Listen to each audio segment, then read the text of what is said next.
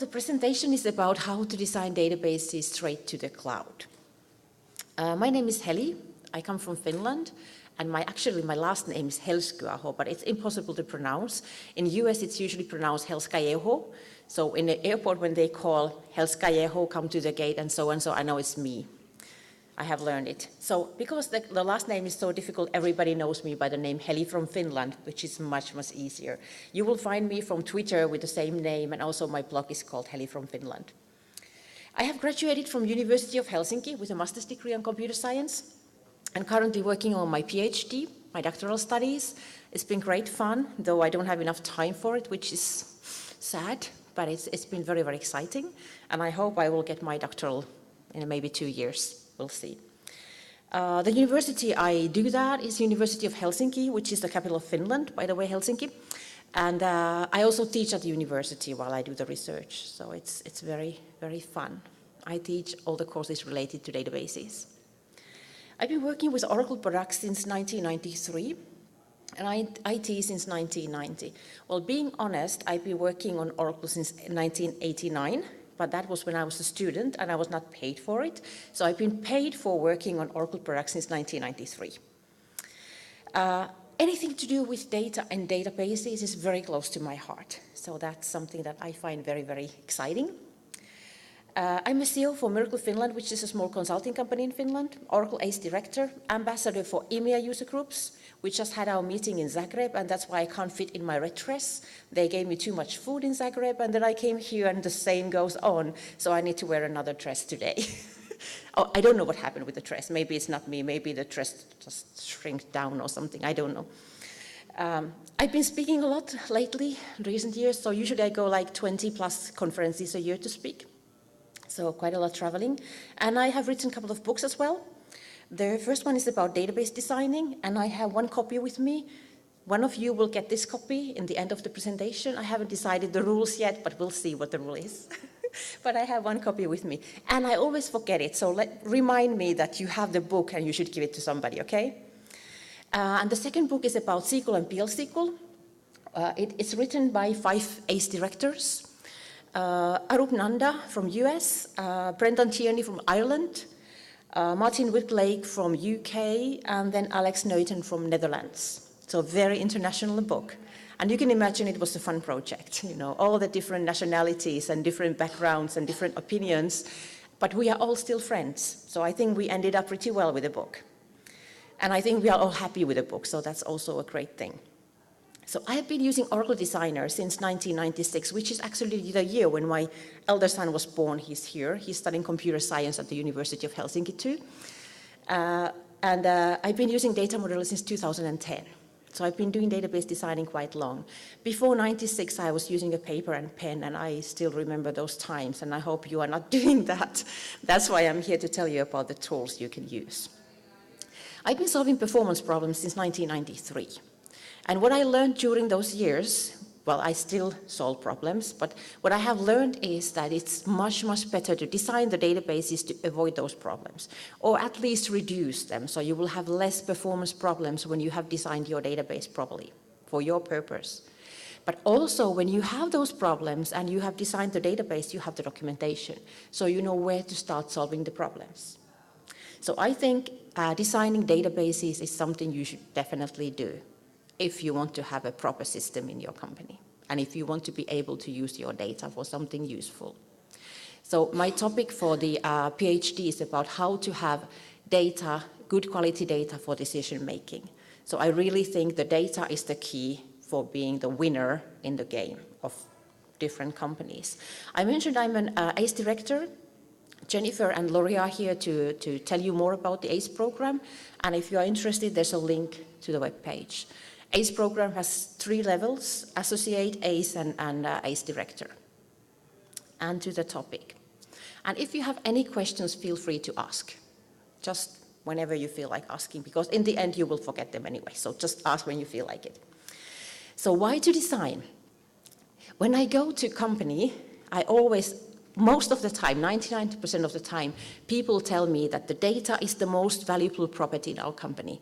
So everybody understands how valuable the data is. The second thing that happens is that they say to me, why do we need to design the databases? Because we already designed the applications. So why do we need to do the job twice?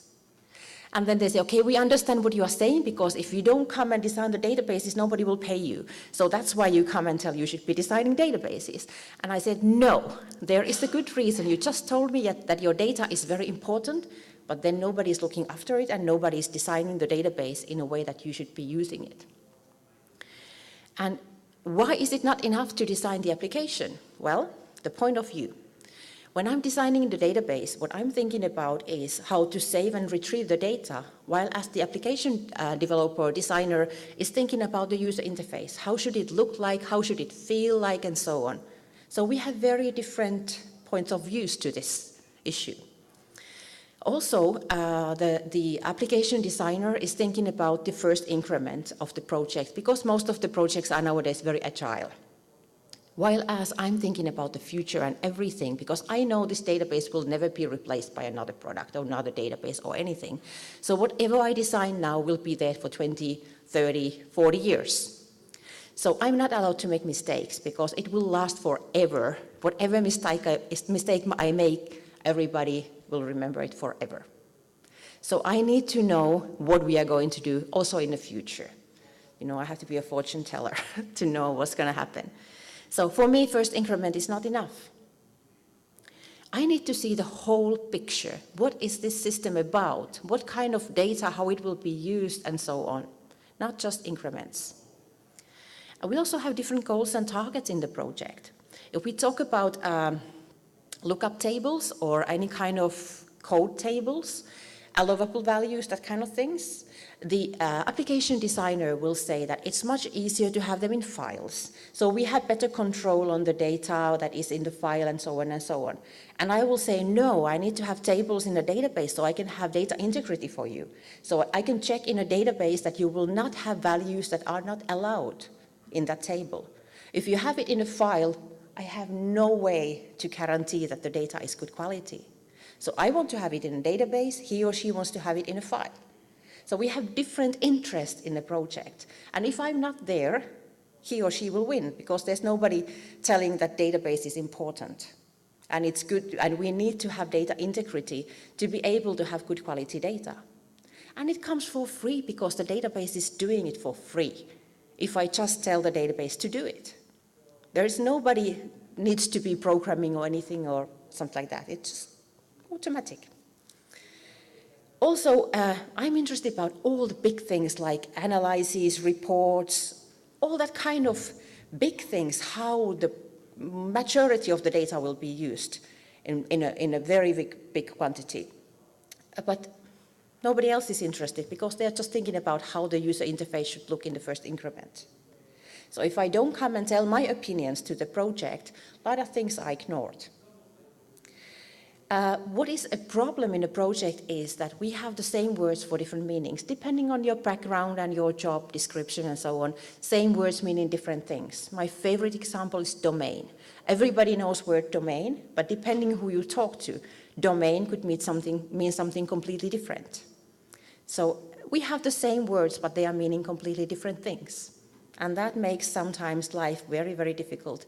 A lot of misunderstandings, people are angry with each other, like, why are you always saying that I'm doing a crappy job, because I do my best and so on. And I wasn't saying anything, I was just using the wrong word. That was interpreted in a way that I'm kind of not a nice person. So this kind of things can cause a lot of trouble in the project. So why model the data? I have good excuses why I need to do it. Because it will facilitate the communication about the requirements. So I have a better understanding about requirements, and they have better understanding how I understood the requirements. Also to find the questions to ask. So I've been doing database designing for more than 20 years. I have the first meeting with the customer, business people, explaining what the system is about, what kind of data they have, and I feel like I know everything. I go to my computer and I start designing the database, and I realize I know nothing. And it happens every time. I already know it will happen, but still in a meeting I feel like I know. This is what we are going to do. I start designing, and They didn't tell me this, and I didn't ask that. How about this? I have so many questions. So if I don't do that modeling part, I will have no questions. I just feel like I know everything. We are good to go. So I need to do the designing to be able to have questions and to understand the requirements, what they really are. Because without those questions, I don't understand the requirements really. How is cloud different? Well, not at all. Cloud is not different at all. Everything you have learned about database designing is still valid. But what I would say about designing and the database designing in the cloud is that it's more important than ever. A lot of people think that it's not needed anymore because cloud is unlimited. There's so much disk, there's so much this and that power, CPUs, everything is unlimited, so any kind of database will run. But I don't want to have any kind of database. I want to have a good quality database that's performing well. And to be able to have that, I need to design my databases. And also, if we think about the autonomous database, it's a great thing for us because it's taking care of so many things automatically, and we have the time to really design the databases. So now we have the time to do this kind of things. So why to waste it? So database designing skills are the ones that you will need in the future. So this is not a job that will go away. This is a job that will be there for a long, long time. And one of my favorite things is Maria Colgan's keynote about autonomous database, where she says that database designing is one of those skills you should acquire. Because I think she's right. This is a skill that we all should have. Developers, DBAs, all kind of people who are working with database should understand how to design databases, and it will not go anywhere. So also in real life, usually the cloud, especially in the beginning, is hybrid. You have something on premises, something in the cloud, and there could be latency if your database is not well designed. If you don't understand what you have, you don't know what kind of data you have, what should be moved and where, and so on, meaning like transactional designing. So if you don't know those kind of things, if they're not designed, you will have problems with performance. And it's not cloud's fault. You can't blame cloud for that. It could be anywhere, two on-premises just too far from each other. So the databases must be designed and transactions must be designed. But anyway, whatever you have learned so far is still valid and more important than ever. So the database designing, what is it? It starts with requirement analysis. DM logical means data modeler. We use logical model for that. Then we go to conceptual design, which is also logical design in data modeler. Then logical design, which is a little bit confusing, the relational model, and then the physical design. So how the thing goes here is that we start with the requirements. We have the ER diagram where we can formally show the requirements. So we have a way of doing it in a formal way. We move to conceptual design, where we know more details about the requirements, all the attributes, all the entities, how they're related to each other, and so on. So we're still working on the ER diagram. Until that, all we do could be any database. It could be MongoDB, it could be Oracle, it could be any kind of database. When we move to logical design, we have decided it's going to be a relational database because logical is related to relational database. So until this, the first two steps, it could be any kind of database. Okay? Here we decide it's going to be a relational database, and when we move to the physical design, we have decided it's going to be Oracle, SQL Server, DB2, whatever brand and whichever version. Okay? That's the difference between these. And the last one is transactional design. Transactions are very important so that everything goes fluent with the data and the data stays good quality.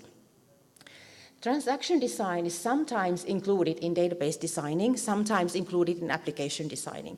I don't care who does it, as long as somebody does. It is very important to understand how transactions work. Example, you agree to pay me 5 million, which makes me very happy, and he pays me 5 million, but then something happens in the middle, The money leaves, but it never comes. Transaction was not designed, so the 5 billion just goes somewhere.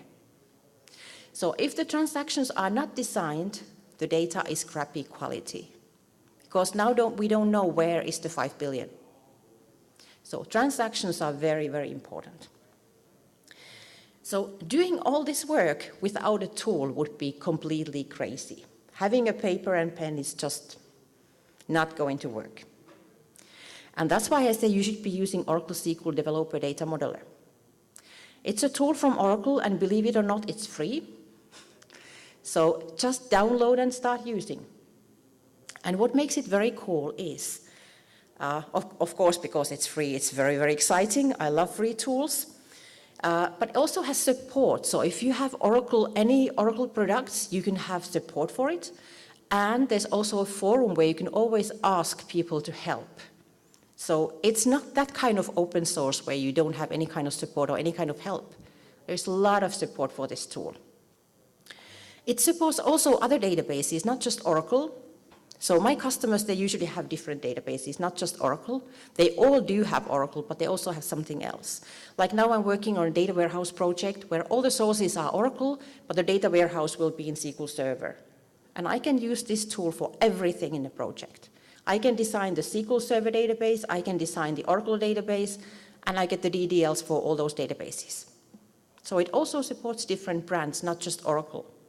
So you don't have to have different tools for different technologies. Just one tool and your database design is good to go. So it supports both documenting existing databases, which means you have reverse engineering. You can just reverse engineer the databases you already have in your company, and maybe you don't even know what you have. So this is a very good tool to really see what you have, and also designing new databases and maintaining those databases as well. It supports reporting, which is, I think, most important thing here, one of the most important things, because if you gather all your data in one place about your databases and then you don't have reporting functionalities, what's the point? Because everybody will come to you and ask, give me this, tell me about that, can you give me this kind of report? And if you don't have a reporting tool, what do? So I think that is a very important part of the tool. And in SQL Developer Data Modeler, reporting is excellent.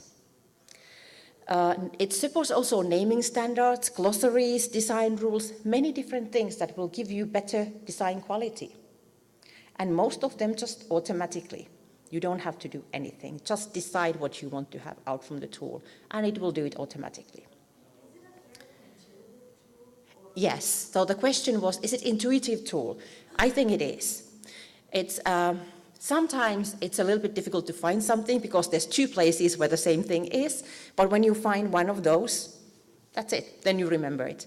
So sometimes I struggle a little bit, mostly because of the preferences and so on, I will explain later, but when everything is set up, then you just use the tool and it's very simple. Yes, so I would say it's a very easy tool to use. I have not taken any courses for the tool, I have just started using it and learning it, and then written the book, because I needed the book and because Jeff was encouraging me to write the book. It also supports version control, which is very great. When I was using a Designer, there was version control, but it was so impossible to use because it slowed down everything. Here, version control, you can't even see it. It just works automatically. All the things you have in the tool are XML files, and those XML files are version controlled. The only version control tool at the moment that is integrated is called Subversion. So using Subversion would be the best choice at the moment. Because of this version control, you are also possible, it's very likely that you will have other people working on the same project. Because of version control, you will have a multi-user environment. So several database designers can work on the same design without any problems. So it supports everything you need for database designing plus plenty more. That's how the tool looks like. You have the, I'm not sure how to show. You have the menu here, you have a browser, you have a version control, you have a start page where you have links to all kind of tutorials, forums, that kind of things. You can see the message log, what's happening in your tool, opened something, saved something, and so on. And you also have the navigator. If you have here a very large design, a lot of tables or lot of entities, you can use this navigator to find the place where you want to work. So moving here will automatically move to the place where you want to work. So now out is 18.1, the version. Yes, so it's the same versioning system as with any other Oracle product. So now we have 18 something coming out. So 18.2 is when, Jeff? Soon. End of the quarter. Yeah, so 18.1 is the one that we have out now, and that's the one I will be demoing to you. So I was thinking I will demo a lot in this session. Let's see how I go with the time. But so we start with the requirement analysis. That was the ER diagram. Then we move to the conceptual design, where we interpret all those requirements to a formal presentation, the conceptual model, the ER model. This is the best tool to communicate with the end users. So if you have the ER diagram, it's much easier to communicate with them because they can really read it. When I go to my design or modeling sessions, I love these modeling sessions, like I'm a fashion model. I go to a modeling session with my customers, and I always call the ER diagram a drawing, because if I call it ER diagram, half of the people will say, oh, I'm not technical, so maybe I should leave. This is not the meeting for me, so nice meeting you. So I never say it's an ER diagram, I just say it's a drawing. So I come to the meeting. The first meeting I collect the data, I draw my first drawing, and then I come to my second session with the drawing. I explain how the notation works, and we start talking about it. And I say, I have this drawing here, this means that and that means that. Is it true that? And then we go through it. And a lot of information is given because we have a drawing to talk about. So it's about collecting requirements and analyzing those requirements. Fact-finding, we have interviews, questionnaires, existing documentation, and recordings.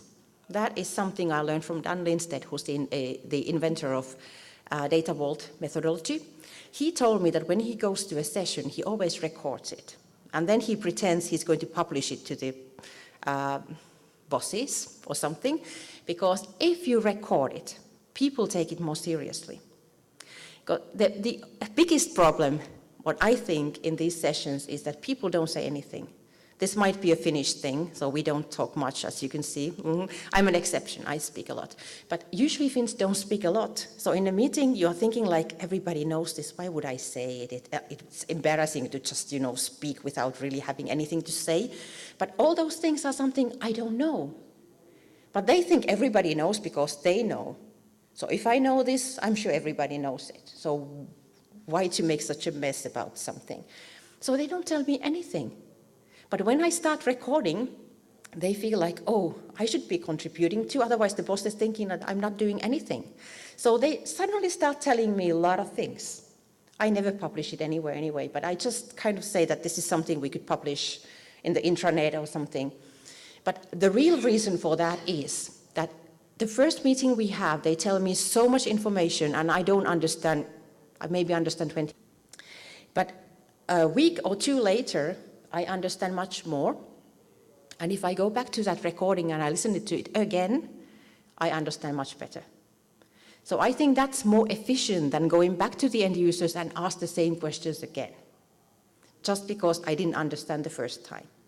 So recordings are a very efficient way of learning about the requirements. So what I'm interested in is the data requirements, functional requirements like performance, security, backup and recovery. That surprises some people. They're like, why are you talking about backup and recovery? You are just trying to find the requirements. Because this is the time and place where the end users are there. And I'm able to ask them questions like, is it okay to lose that and that data? Is this how important, and so on? So I will really understand what is important, what is not important, and what kind of backup strategy we would need. In the end of the project, everybody just wants to go to production. Nobody is interested about anything anymore, and we just implement some kind of backup, whatever, which is not good. So it's something that you should be thinking and planning. So I think this is the place where you should start it. Also, if you think about the security, also things like who should see what, who should be able to update, delete, insert, that kind of things as well. So if you start early thinking that kind of things, you will do much better, because the end is always in a rush. Everybody wants to go, production, production, don't worry about everything now, just go to production, we need to show something. And then it's already too late. So everything we did here is completely neutral to any technology. We are just designing any kind of database. We are collecting requirements for a database, a place to store data. Yes? How do you work with a business analyst? Do you go to meetings jointly? Are you the business analyst? Yeah, the question was, how do you work with the business analyst? Do you join a meeting, or are you the one, or how does it work? It depends on the customer, so depending what kind of skills they have. But usually my job is kind of get communication going on. So get people talk, have questions for them, make it interactive. So that's usually my job.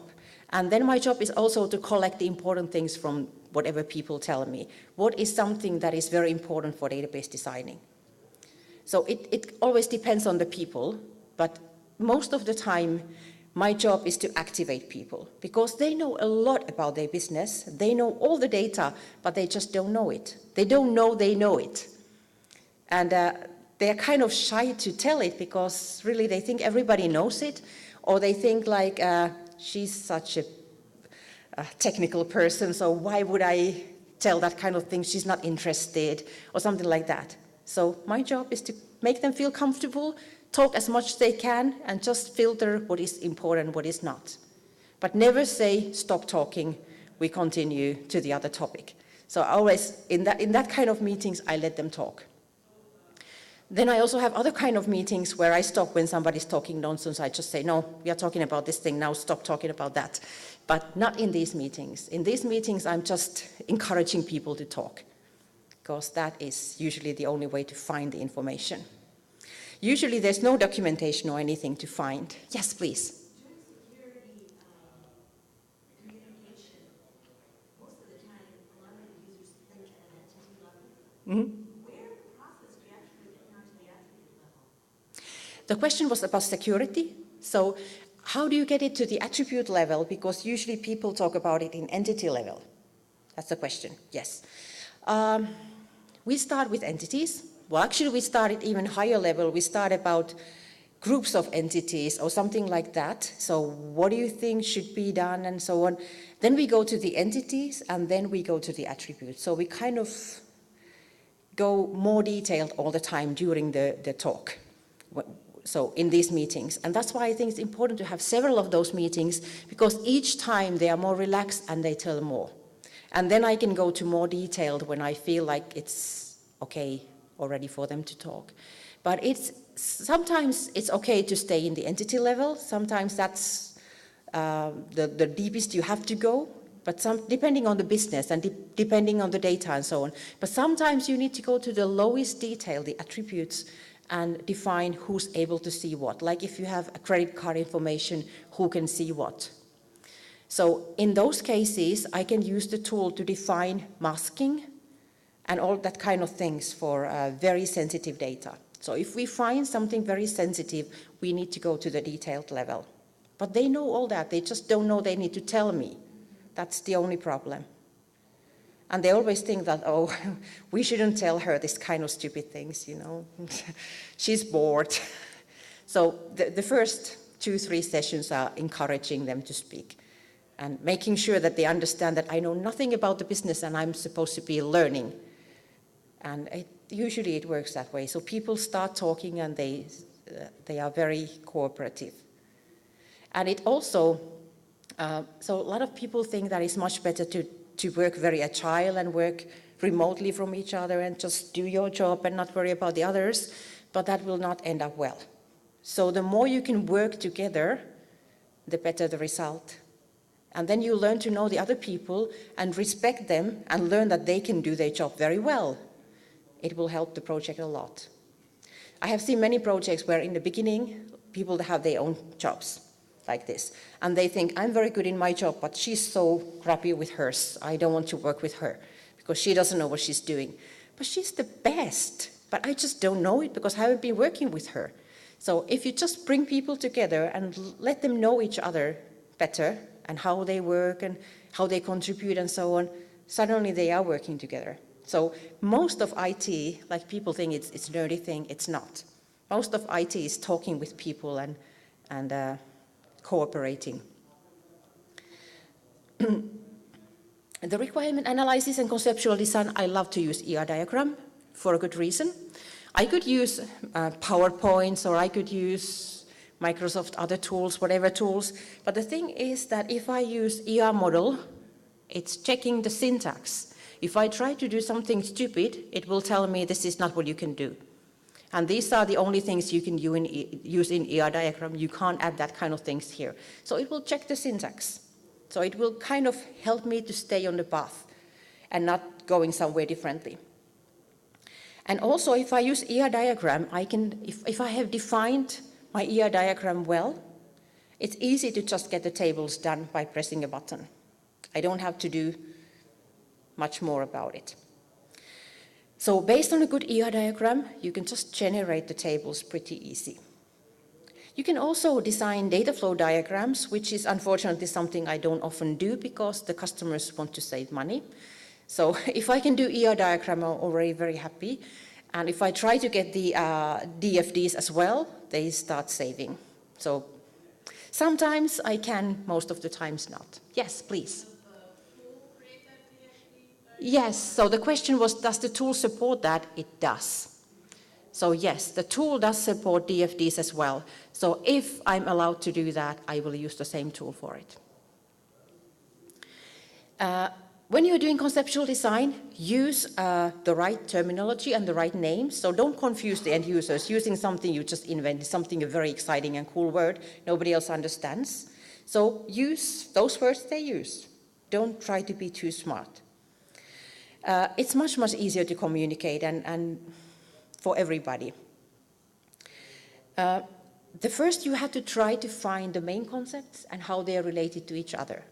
Then you will go and find the other concepts, the attributes, and so on. So it's an iterative project. Everything is just adding up. But you start with finding the main concepts. What are the ones that they speak most of? What are the important things for this business? And then you will understand better how you should be doing the database, how to design it. But it's very difficult because the spoken language is not accurate. It's not exact. So as I said, after the first meeting, I feel like I know everything and I can design this database just like that. Because it sounded so accurate. It sounded like they told me everything, but actually they didn't. It just feels like I know everything. So you need to have plenty of questions to be able to know what it really is, what kind of database it really is. And as I said, usually the important things are left out because everybody knows it. Why should I tell it? It's just wasting time. And also because everybody is only concerned about increment 1 and not how the reporting is done, what will be the analysis done, what's going to happen in the future and so on. So it is not what I need. So I need to be there to tell I need more than this. But it's mandatory because if I don't do the modeling, I don't have the questions to ask.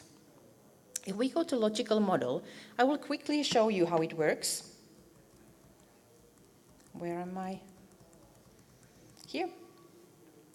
So this is the tool. So everything, you still hear me? Yes? Oh, you can't see it. Oh, wonderful. I said I present in 20 plus conferences a year, so I already know how to do this. So it depends on, sometimes they work like this and sometimes different, but whatever. So I will just put this away because you didn't see what I was doing. So this is how it looks like when I open it. A thing here is called a design, and I'm working on a design called Untitled. I could call it something else. I will call it the, no, it's okay, it doesn't matter. We'll just keep it like this. I will show you the logical model now. So this is what we were talking about earlier, the ER model. I'll put it here. So you can just move these anywhere you want to. Oh, come on, you want to go there. I will move it like this. This is the navigator I told you about earlier. So you can just move them the way you feel like. So I'm working on the logical here. The tools I have are here. I can have a new entity or I can have different relationships. I will start with a new entity. My end users are telling me about orders. So there's customers are making orders. I'm like, customers are making orders. Two things I already learned, customers and orders. Orders. And these orders, they have an order number. Come on. Order number. I can use domains to define in my order number. I will use the post number, it doesn't matter.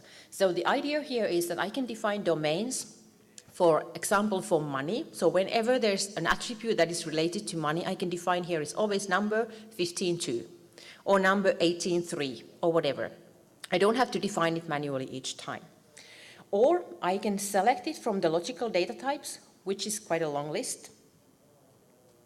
I can say here order number is varchar 10. Or I can use preferred list. When I click this one, what I see in the list is not the long list you see earlier. It's just my preferred data types. This is what I use most of the time. I either use domains or I use preferred logical types. So it's varchar, and it's 10, and it's primary. So in the session when I speak with my end users, they tell me a lot of things. In notes, I type whatever they tell me.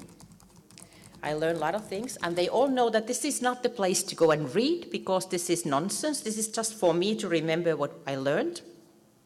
When I go to my own desk, I go to comments, and I write it here more clear. So whatever I learned, I will type here the description for this attribute. Later, when I already understand it better, I go to comments in RDBMS. This is the one when I generate the column for the table, this will be the description in a database. So this is something very short to explain what it's about. So this is how I define my attributes. I define something like order date. That will be date, and it's mandatory. By the way, I usually define everything mandatory unless it's something that I know can't be defined, because having nulls in a database is a pain. So I have one entity defined. Then they tell me that in the order, they have order lines. I do have a problem today. Order lines, that this order line has a line number. Now, this is not good practice because I'm not using consistently number, NO, and so on, so don't worry about this at all. So just trying to be quick. Order number and the line number, which is part of the primary key, and it will be, okay, very long, like this. And this will have a price, which will be of not preferred. I didn't define those. It will be money, mandatory. It also has quantity here, which is number. Okay, now I want to use preferred because this is such a long list. Number, and also mandatory, and so on, whatever I define here. Now I understand that order line is a weak entity, so they cannot be order lines without an order. So I need to find the right relationship for them. So this is identifying relationship. Oops, sorry. My mouse is a little bit stupid. We'll try again, like this. So now relationship here is identifying, which means that the child is a weak entity. It doesn't exist without the parent. This is optional, the source, and the target is a mandatory. So if I have an order line, it must have orders. If I have orders, they might have order lines. This is what I defined here. I also have the customers they mentioned to me. And those customers have customer number,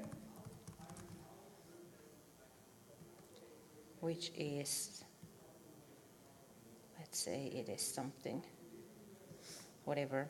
It's a primary key. They have a name.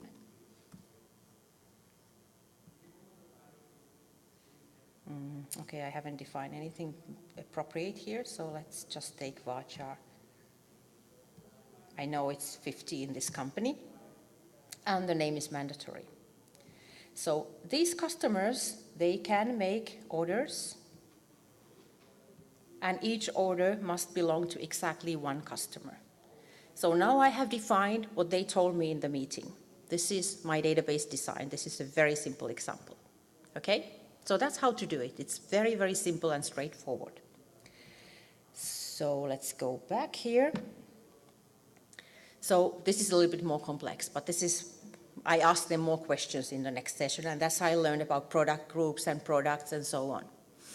So very simple example of a database and in the logical level.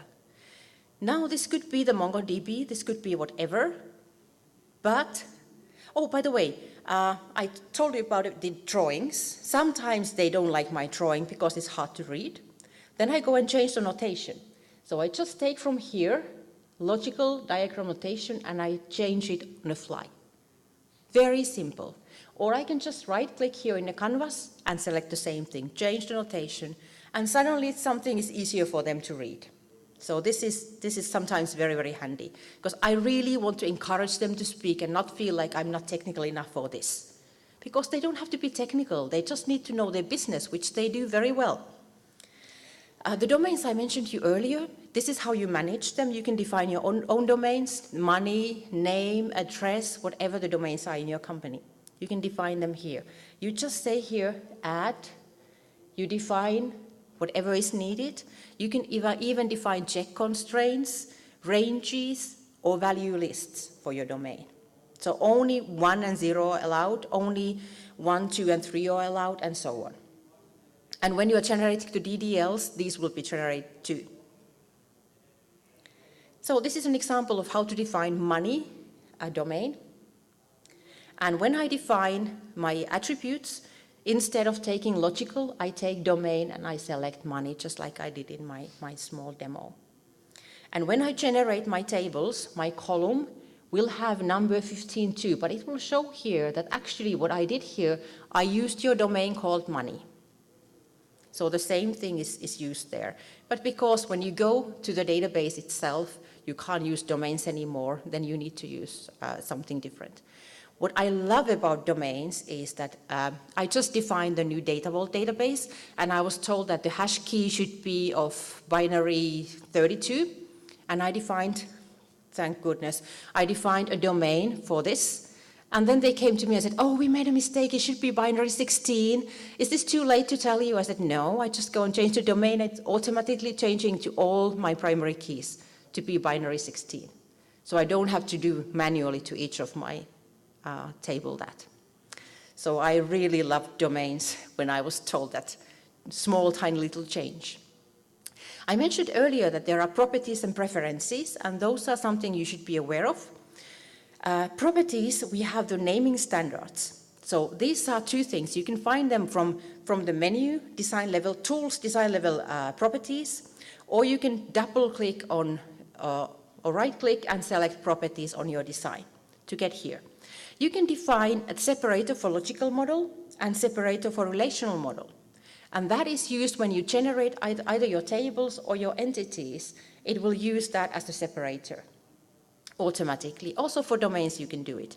Here you can define glossaries. So if you want to say that only these words are allowed, you can define them in a glossary. This is the best one. So this is where you define the templates for anything that is generated automatically. Like if there is going to be a primary key for a table, how will it be called? In this example, it will be called table_pk, but if you don't like it, you can press add variable and select something else, like table long name, table short name, whatever. So this is the templates that will be used for anything that the tool generates automatically. And definitely you should define these, especially if you already have naming rules in your company, use this to make sure that they are followed. And the preferences you find from tools and preferences, they are in different levels. For example, for logical model, we have preferences like by default, source is optional, target is mandatory, or the opposite. Whatever is the way that you usually define these things. You can always change it when you design, but if the default is the way that you prefer, it's easier. You don't have to change anything. You just click and it's done. So when we move to the, yes? Do those preferences stay with the model or with Thank you. Wonderful question. The question was, do the preferences follow the model? Do they stay there? Okay, now I will explain. So I said there are properties for the design and preferences. The properties follow the design. So if I change the properties, you will have the same properties when you open the design. But the preferences do not. Preferences are here in my computer. If you open the same design in your computer, your preferences will be followed. So one of the jobs when you start using the tool is define the preferences and share with the other users, so they will have the same preferences. And that can be done quite easily. In my blog, I have a post about that, how to do that, so how to share them. So preferences are only in this computer. Like if I work with two computers, they have different settings unless I define them to be the same. So yes, that's a very excellent question. So we move to logical design. We have decided it's going to be a relational database. We move from logical to relational. And it's done by selecting this button here. I will show a demo first, then I will explain the, well, come on, where are you? Did I lose here? No. Here. So we just designed this database, the ER model, and now we want to get the tables. We have defined all those naming rules, templates, all these kind of things, so we are good to go. We want to generate the tables. I go here, engineer to relational model, and I press that. This is a screen you will see in many, many places. It will show you, this is what you have in your ER diagram, and this is what you have in your relational model. If you see a yellow triangle, it means a change. So there are some changes here. If you see a green plus, it means something has been added. And you can go and check all the details. I have 2 attributes that will be generated as columns for this table, and so on and so on. This is what I want to do, exactly the kind of tables I want to generate, so I press engineer. And this is what I get. I have a relational model for what I just designed, followed by the templates I have designed and all kind of preferences and properties I have defined in the tool. These are my tables. So in the transformations, there are 2 kinds of transformations you can do. So this is about JavaScripting now we are talking about. So the tool is doing automatically a lot of things. But if there are some things that is not done automatically, but you would like to have them there, you can use transformations. So 2 kinds of transformations. The first one is transformations, which means that you are transforming the design itself. So when you are generating entities to tables, you want to have something done automatically. Some columns added, technical columns added to the tables automatically, or something else. So the design should be changed automatically with that script. While as table DDL transformations is when you are generating the DDLs for your database, you want to change that for some reason. You want it to support MySQL, you want to change something because MySQL is doing something different, or you want to have automatically added triggers, history tables, journaling tables, that kind of things. Something that you want to add to your DDL without really designing it, because it's always the same thing that should be done. So you can use those scripts for that. Scripting is very good. It makes life much, much easier. So you might want to add the technical columns to your tables automatically. You can do it either here, selecting here the table, or using those transformations. So when you get your relational model done, your job is first to check that you have everything that was supposed to be there. You check that, okay, these are the tables, so kind of just take a look that it's what you wanted. You might want to define indexes. In this phase, you can only define the normal, typical indexes that are everywhere, the B-tree indexes. You can't define special IoT things or hash or something that is only for one technology or two technologies. So these are the general indexes for every relational database that you can define. For instance, for primary key, foreign key, unique constraint. You can either do it manually by going to the table properties and defining indexes, just select which columns will be in this index, how will it call, and so on. Or you can do it automatically by telling in preferences that I want to have primary key constraints, unique constraints, and foreign key constraints automatically having an index. And then the template naming standard is used for this. When we move to physical design, we have already defined it's going to be Oracle version this and that. So this is the phase where you already decide which one it will be. So now a little bit explanation. So we had the logical, the ER model, and then we have the relational model. You can have several relational models for the ER diagram if you want to. So if you want to solve the same things differently for some reason, you can do it. For the relational model, you can have one or several physical models. Why would I want to have that? Well, I'm selling a wonderful application to everybody, but not all my customers are Oracle customers. I also have SQL Server customers. But I don't want to design the database twice because it's the same database, it's just different database. So I can have two physical models for it. So I have one logical, one relational, and two physicals, depending which technology my customer is using. So very, very good. All these are done over and over again to design the database. But now that we move to the physical, I will show here. So we defined the logical, the ER diagram. We pressed this. Let's actually do something new here. We will add here a new entity now. It's called attribute 4, and it's of domain, just to show you how it works. So I added something, and I want to generate the tables again. It shows me that orders has been changed, and there's a new attribute. Everything else is the same it was. Yes, engineer. And now my relational will have attribute 4 as well. So that's how we move from logical to relational. Physical works a little bit different. So I don't have any physical models yet, as you can see, it's completely empty. The first time I create it, and then after, when there's new table coming in, new column coming into my relational model, it's automatically in my physical model. So I create a new one, I tell it's Oracle 12.2, and here we go. All my tables are here automatically, all my 3 tables. If I add new ones, they will be automatically here. For the physical model, I go quickly with this one because I don't have enough time.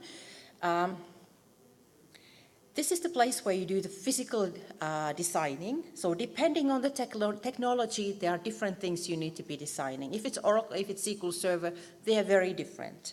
You define table spaces, users, privileges, whatever is specific for the physical database itself. You set up the properties. This is Oracle. For SQL Server, this looks like this. It's very small, but for Oracle, there's a lot of questions. This is create table, all those storage things and everything that is in a create table thing. What you will like a lot is propagate properties. If you have defined them once for one table or one table space or one index, you can press propagate properties. Oh, and I'll skip this. Oh, I don't have anything about it. Okay, then I will talk about it. You can press propagate properties and copy those properties to all or some of those objects that are of the same type.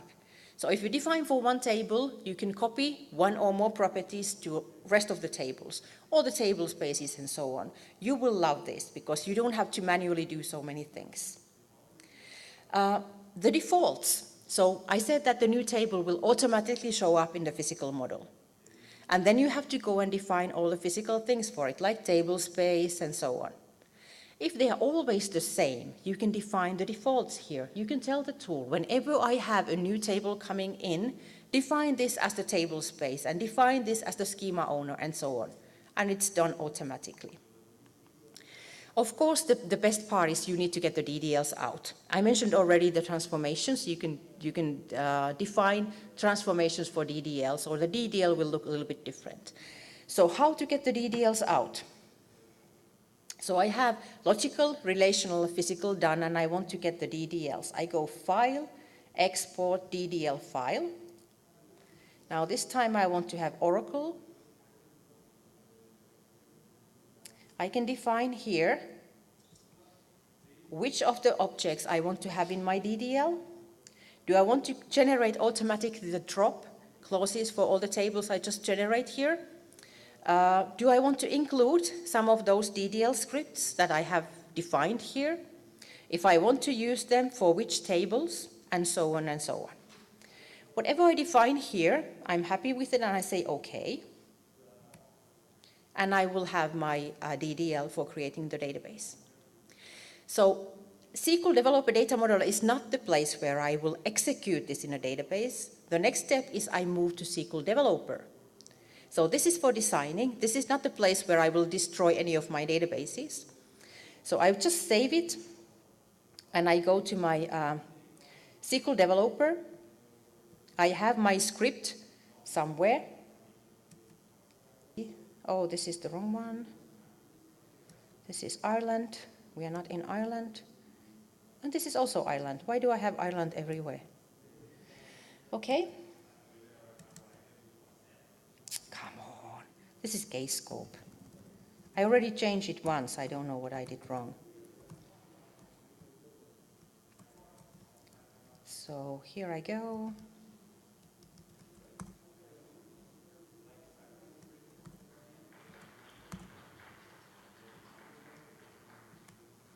And I define the database using the script I just generated.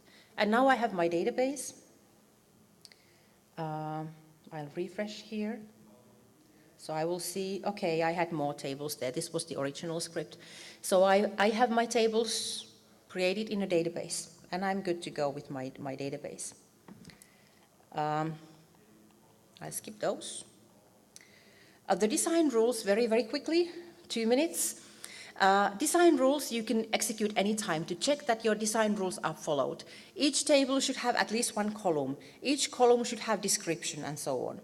You just check them. Red one showing something very, very bad that should be fixed before doing anything else. Blues showing just warnings. They should be maybe checked. Double click on the red one. It will bring you to the place where the error exists and you can fix it. You can compare many things. You can compare designs, you can compare database, you can compare design and database and so on. So very good support for comparing things. I skip all these. These define how the comparison is done. That's why I want to have them here. So when you do comparing, check the slides.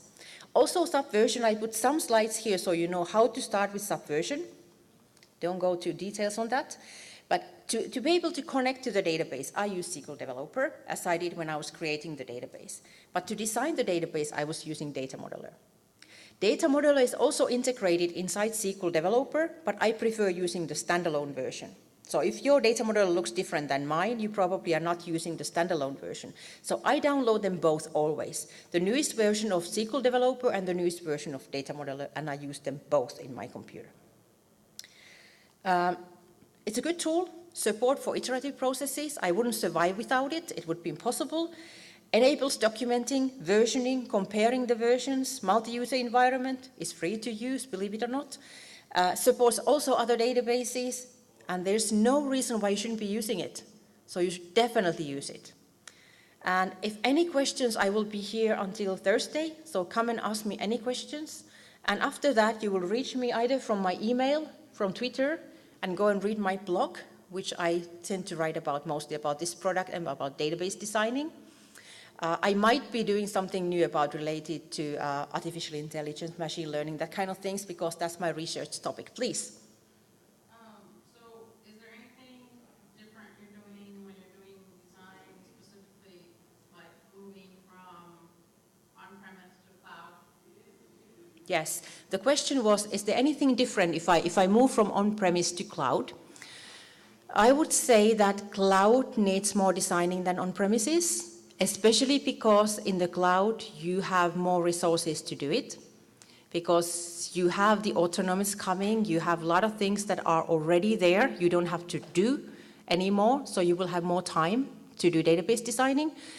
But most of all, this is the place where you can convince your bosses that database designing is crucial, because until now it's very difficult. But when you move to the cloud, things are changing, so you can say, our processes must be changed, we need to design the databases better. So this is the place and the moment what you can use to get more time for database designing. So of course it's the same database, it doesn't matter where it exists, so it's still the same, but this is the time when you can say that we need to design the databases because life is changing. So yes, but database designing itself, it's always the same. The first two phases, doesn't matter which kind of database, logical, whatever. When you go to relational, it's going to be a relational database, but it's still the same if it's on-premises or in the cloud, you're still doing the same work, and the physical is still the same. So all the work just between us is the same, but to your boss, it's much more complicated than it was before, so we need to spend more time with database designing. That's what you should tell him or her. So we need to design it so well nowadays because we are in a cloud and we need to know our data and we need to have good quality data and so on. So yeah, but honestly, nothing changed. It's just the same. Thank you so much, yes. Yes, and the book, I told you I'm gonna forget it. And the feedback, I was told, they even sent me a personal email saying, remember to add this one here, otherwise it will be bad. Patrick, do we have a question? Do you have any ideas what to ask? Jeff, do you have a question? Who will get the book? Oh, does everyone want the book? Oh, man. It's the data modeler book, correct? Yes. So you wanted like a trivia question for the modeler? Yes, or any kind of question for anything. Like a fun one? Yes, one is always a good one. All right, just if anyone knows this one, double, triple bonus points. In which country do the SQL developer data modeler developers work out of? Anyone know? England. USA. Germany? Mm-hmm. UK? No, Finland. The same time zone with Finland. no. It's Bulgaria. Yeah. You were never going to get there. Okay, so the real question to see who gets the book.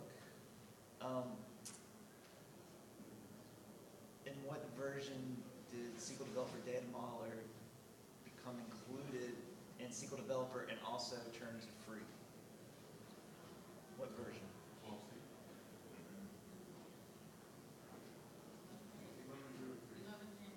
Yes, it was 1, 2, or 3. Really? It was version 3 dot something. 1, 3, 1. I had Well, one of my slides. All right, Yeah, we're gonna he gets the book. I already have it. You already have a book? Oh, man.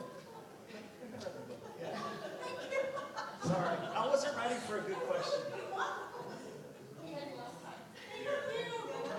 you want me to sign it, I will happily do it. Thank you so much for attending. Any questions, come and talk to me. And on Wednesday, I'm talking with Chris Saxon about quite similar topic. Please.